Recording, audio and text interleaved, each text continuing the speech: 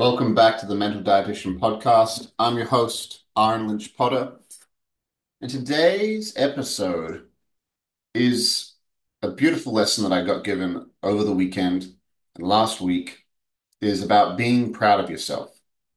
And it's not pride, it's being proud of yourself, really, really feeling gratitude for yourself. I remember seeing this little video on, I think it was YouTube or Instagram or something like that. There was Snoop Dogg accepting an award for something. And he thanked everybody and he was like, thank you, this person, thank you, this person, thank you, this person. He's like, and the last person I want to thank is me. I remember seeing that and I was like, man, nobody does that. Everybody's talking about, oh, I wouldn't be here if it wasn't for my mom or my dad or my brother or my sister or my coach or my team or whatever it may be. And that is all true. But a lot of people don't thank themselves. And for the first time in my life, I'm 32. For the first time in my life, I won something on the weekend at an individual athletic level. Now, I was part of a team when I was like 15 or 16 called Rose United, and we beat the Caledonians in soccer, and the Caledonians were undefeated the entire year. And we beat them 3-2 in the final. It was epic. Felt like it was off a movie, like undefeated. Nobody beat these people. They were beating people like 15-0. And we just had the perfect team. It all came together. We beat them 3-2. And that was a team effort. I started my jiu-jitsu journey, however, when I was about 17 or 18. About 17, 18, yeah, around that. Was it that? Yeah, about that. And I always got second. I've gone in, I don't even know how many competitions, probably like 7 or 8 over my jiu-jitsu career. And I obviously took 10 years off between the ages of like 18, 19 to about 28, 29. I've been doing it for about 3 years consistently again. But I always got second. And there was this belief that I had. And I remember getting second in school, in running races and things like that, or long distance. So never actually winning, never feeling that feeling of winning. I felt it in the job world. I've been the number one salesperson many times. That felt good. But there's something about, especially I was bullied a lot growing up. There's something about winning. I won gold on the weekend. I won gold. I went up a division. I went up to 200 pounds and I won gold. And I don't know if you can see this. I have a inflamed iris, a little bit of inflamed eye, so I'm kind of putting some drops in there.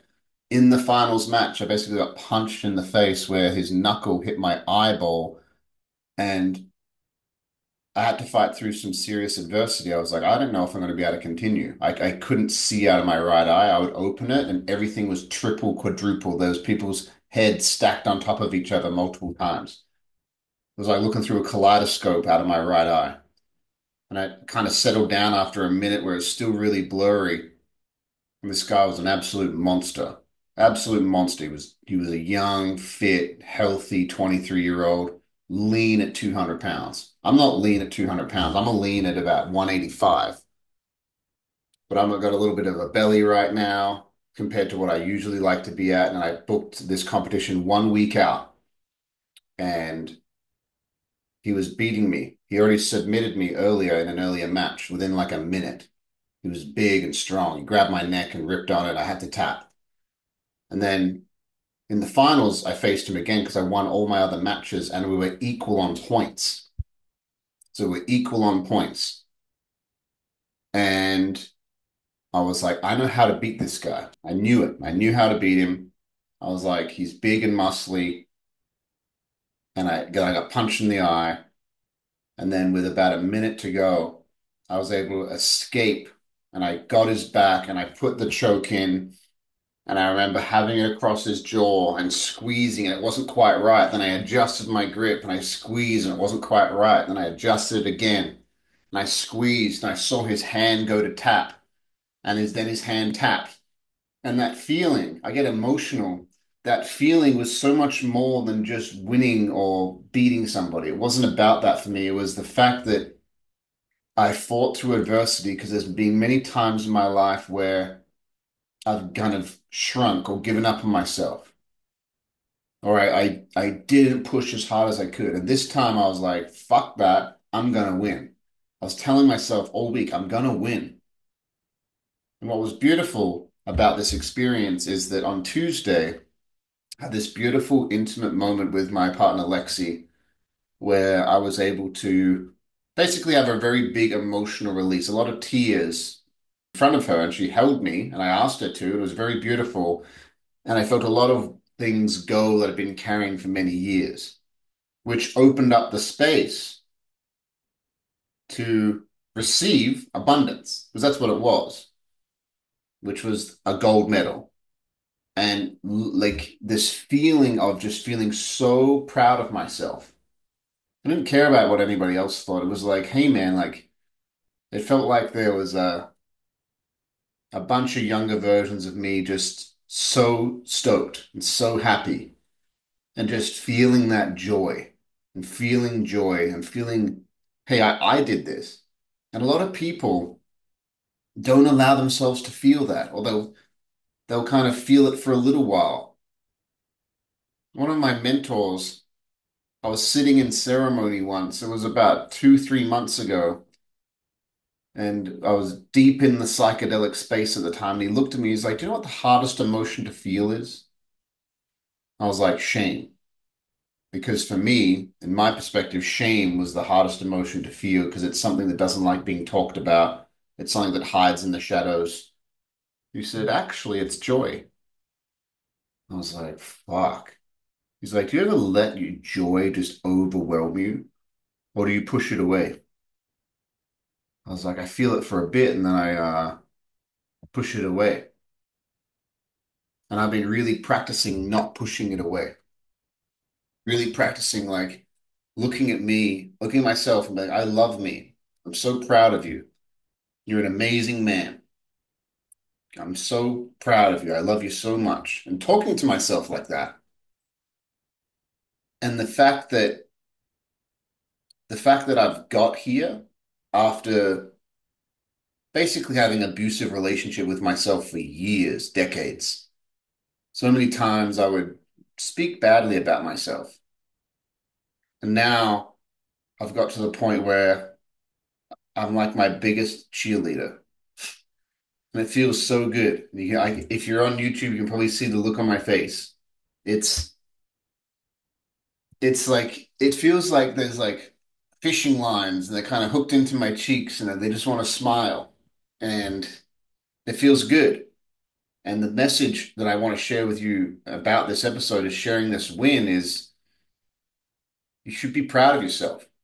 You've come through a lot. Yes, you may not be where you think you should be, but stop shoulding and coulding on yourself. Yes, you could have done that. Should you have done that? Anytime you say the word should or could, it's just making deposits in a shame bank. Let's be honest. It is. It doesn't do anything for you. What does things for you is love. You can't guilt and shame yourself into loving yourself. You can't guilt and shame your way there. You're starting off on the wrong foot.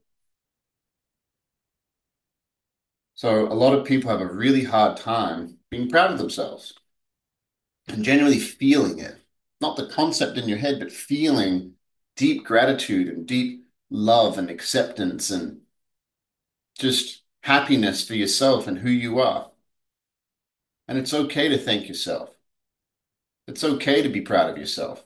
In fact, it's necessary. In fact, you deserve it all. And a lot of people seek it from external sources. They seek it through Instagram likes or external validation, which feels great. It does. And I had so much love and support. So many people messaged me because I made a post on Instagram about how I was so proud of myself. One of my good friends, Jeff, he was like, "You know what I loved about that the most is you weren't talking about anybody else except yourself." He's like, "You're proud of yourself and you don't need anybody else to be proud of you." I was like, "Yes, I've got everything I need right here within me." And if people could really feel that whose love they're looking for the most is their own, man, so much harm and hurt would stop occurring in this world. Because a lot of people out there are looking for what only they can give themselves. They're looking for it in other people or things or people and things. That's where they're looking for it. And you won't find it there. You won't find self-love from somebody else. It has to be from you. It takes time and it takes work. But I got given a beautiful gift, and you can probably see it on behind me here. It's draped over that sword, that cheap little gold medal from the Grappling Industries tournament, November 2nd, 2024, was the day where I broke this limiting belief that I don't win things. It wasn't a logical thing. I didn't want to think it, but the evidence of my life so far was that you're good, but you're never the best. And it wasn't some worthiness thing or that I'm not enough. It was just a little unlock that I got given. And it just goes to show that if you don't give up, if you stay consistent, that every loss is actually a learning. You either win or you learn. The only time you ever lose is if you quit. But if you never quit, you can never really lose. And if you change the perspective from, hey, no matter what happens, I still love myself regardless of what happens when I'm going after this thing. Say there's a big exam you've got going on, or for me, it was a jiu-jitsu competition, or you're looking at expanding in your business. You're looking at running a marketing campaign for your course. I'm saying this because one of my buddies is doing that at the moment. And maybe that marketing agency doesn't work out, but you can go to another one. If you just keep aiming and firing, eventually you will hit your mark. And it can be devastating to miss sometimes. People that are trying to have kids and they keep trying and it doesn't work out. And it's just like, oh man, like, are we ever going to have kids? I know people that are going through that. What's meant for you is meant for you. And whatever is going to flow your way and is meant to flow your way will. What you are seeking is seeking you. So don't give up. Keep every time. I'll say this. The most important conversation you have in your life is the one you have with yourself. Make sure it's a good one. Make sure it's an uplifting one, a supporting one, a loving one, not an abusive one. Like, yeah, you can be like, hey man, fucking sort your shit out. You can talk to yourself like that. But if it's always like that, it's just like you're stuck in you're being a roommate with somebody that's just harassing you and abusing you constantly. Rather than being like, hey man, let's go. I know you can do this. I love you so much. Let's go. Let's get after it. Hey man, you need some rest. It's okay. You did great out there. You can come back next time. Like having conversations like that with yourself versus these harsh, critical conversations, which for a lot of people didn't start with them. It started with their parents or usually their parents. I've worked with a lot of clients. It's usually their parents, some version of that. And then they found evidence their entire life for other people, coaches, spouses, brothers, sisters, bosses at work that talk to them like that because that's how they talk to themselves. And when you start changing that way, you start talking to yourself because it's the most important conversation in your life. It is the number one most important conversation in your life is the one you have with yourself. So make it a nice one, make it an uplifting one, make it a supporting one. Do great things with your life, and great things might just be finding peace and feeling relaxed when most of your life you haven't. That's a fucking hell of an achievement, if you ask me. One of the greatest gifts that somebody can give themselves is the gift of allowing themselves to be themselves, not trying to be anybody else. Give yourself that gift. You deserve it. You deserve to love yourself. You deserve to be proud of yourself. You're a wonderful human being. Have you fucking done stupid things? Absolutely. Does it mean you are not lovable? Absolutely not. Love you all. We'll see you next week.